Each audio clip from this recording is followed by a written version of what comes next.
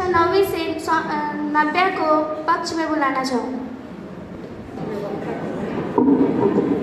सुप्रभात आदरणीय निर्णायक कल मंडलगढ़ एवं विद्यार्थियों। मैं नव्या तिवारी कक्षा 9वीं की छात्रा आज आपके समक्ष लोकतांत्रिक शासन व्यवस्था के पक्ष में अपने विचार प्रस्तुत करने जा रही हूँ। लोकतंत्र एक ऐसा शासन तंत्र है जो नागरिकों की भागीदारी, समानता और स्वतंत्रता पर आधारित होता है।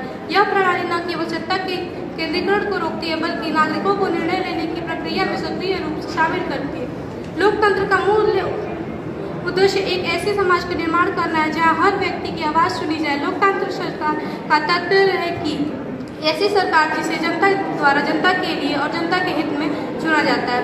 लोकतंत्र की विशेषता यह है कि लोकतंत्र में सभी नागरिकों को अपने प्रतिनिधियों को चुनने का अधिकार होता है और चुनाव स्वतंत्र और निष्पक्ष होने चाहिए, चाहे लोगों का धर्म, जाति, लिंग कुछ भी हो। दूसरा, लोकतंत्र में नागरिकों को अपनी राय व्यक्त करने, प्रेस की स्वतंत्रता, अन्य बुनियादी स्वतंत्रताओं का अधिकार होता है। तीसरा, लोकतंत्र में सभी नागरिकों को न्याय प्राप्त करने का अधिकार होता है और न्यायपालिका स्वतंत्र और निष्पक्ष होनी चाहिए। चौथा, लोकतंत्र की आवश्यक विशेषताओं में से एक राज्य सरकार की स्वतंत्र रूप से प्रदर्शन करने और जनता के लाभ के लिए नियमों को लागू करने के लिए अधिकार देता है। पांचवा, लोकतंत्र सभी नागरिकों को शिक्षा प्राप्त करने का अधिकार देता है। शिक्षा में जाति, रंग, पंथ या नस्ल के आधार पर कोई पक्षपात नहीं है और भारत के प्रत्येक व्यक्ति को शिक्षा प्राप्त करने का अधिकार होता है। यह अधिकतम 6 से 14 की आयु के बच्चों को बुनियादी प्रारंभिक शिक्षा मुफ्त देती है। 6वां, लोकतंत्र में सभी लोगों के लिए अधिकार और कानून बराबर है। इस प्रकार से लोकतांत्रिक शासन एक अच्छी व्यवस्था है जहां लोगों को एक बराबर अधिकार मिलता है। धन्यवाद नव्या। अब मैं कक्षा 9वीं से संध्या वर्मा को विपक्ष की ओर से बुलाना चाहूँ। विद्यार्थियों, मैं संध्या वर्मा कक्षा 9वीं की छात्रा हूँ। आज आपके समक्ष लोकतांत्रिक व्यवस्था के पक्ष पर अपना विचार प्रस्तुत कर रही हूँ। लोकतांत्रिक शासन व्यवस्था दुनिया भर में कई देशों में लागू है और इसे अक्सर सबसे बेहतर शासन प्रणाली माना जाता है क्योंकि यह जनता की इच्छा पर आधारित होती है और नागरिकों के अधिकारों और स्वतंत्रता की रक्षा करती है। भारत में लोकतांत्रिक व्यवस्था की शुरुआत तब हुई जब 26 जनवरी 1950 को भारत का संविधान लागू हुआ।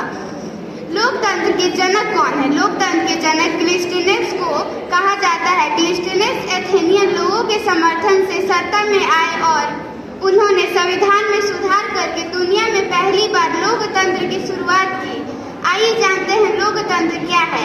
यह एक ऐसी शासन प्रणाली है जहां जनता की इच्छा से चुने हुए प्रतिनिधियों के माध्यम से शासन करती है और चुनाव आयोजित किए जाते हैं ताकि जनता अपने प्रतिनिधियों का चुनाव कर सके। नागरिकों को शासन से सक्रिय रूप से भाग लेने का अधिकार होता है, जैसे चुनाव में मतदान करना और सरकार को अपनी राय व्यक्त करना। भारत में लोकतांत्रिक से पता चलता है कि चुनाव के माध्यम से प्रतिनिधियों को चुनने के लिए भारत के प्रत्येक नागरिक को बिना किसी पंथ, जाति, धर्म, क्षेत्र और लिंग के भेदभाव के बिना वोट देने का अधिकार है।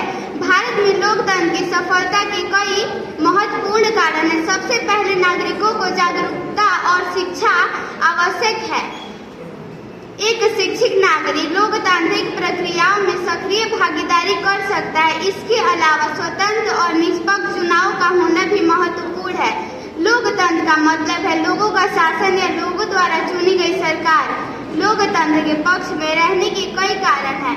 दुनिया भर के लोगों को लोकतंत्र अपनाना चाहिए। लोकतंत्र एक ऐसी समृद्धि और न्यायपूर्ण है जो दुनिया का निर्माण करने में मदद कर सकती है। लोकतंत्र में सभी के साथ समान रूप से व्यवहार किया जाता है और सभी के पास कानून के समक्ष समान अधिकार होता है और सबको अपनी बातें कहने का अधिकार होता है। इस प्रकार लोकतांत्रिक शासन एक अच्छी व्यवस्था है। धन्यवाद।